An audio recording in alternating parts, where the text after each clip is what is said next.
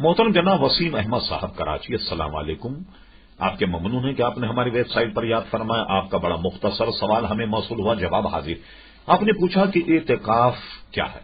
دیکھیے، شرعن اصطلاح میں اعتکاف، شرعی اصطلاح میں اعتکاف اسے کہتے ہیں کہ 20 روزے جب پورے ہو جائیں تو سورج غروب ہونے سے پہلے مسجد آ جائیں، یعنی جب سورج غروب ہو گیا تو 21واں روزہ یا 21ویں رمضان شروع ہو گئے، تو 21ویں رمضان سے لے کر چاند دکھنے تک مسجد کے ایک کونے میں گویا پردے وغیرہ ڈال کر اپنا ایک خیمہ نما ایک جگہ تیار کر لی جائے کہ وہ اندر اگر لیٹے یا سوئے تو باہر سے نظر نہ آئے۔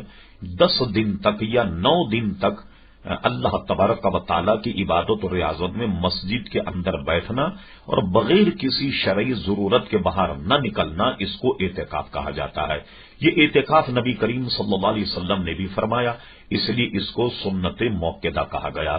یعنی یہ کہ پورے محلے کی وہ مسجد جو گویا عام طریقے سے 5 وقتہ نمازی وہاں ہوتے ہوں، ان میں اگر محلے سے کوئی ایک آدمی بھی اگر اعتکاف میں نہ بیٹھا تو گویا اس نے ترک سنت کیا۔ اس محلے ایک آدمی بھی اگر بیٹھ جائے تو سنت ادا ہو جائے گی۔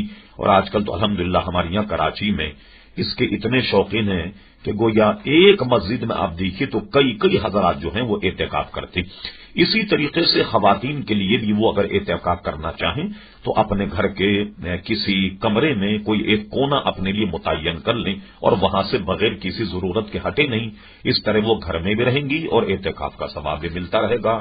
یہ مختصر تعریف ہم نے اعتکاف کی کر دی۔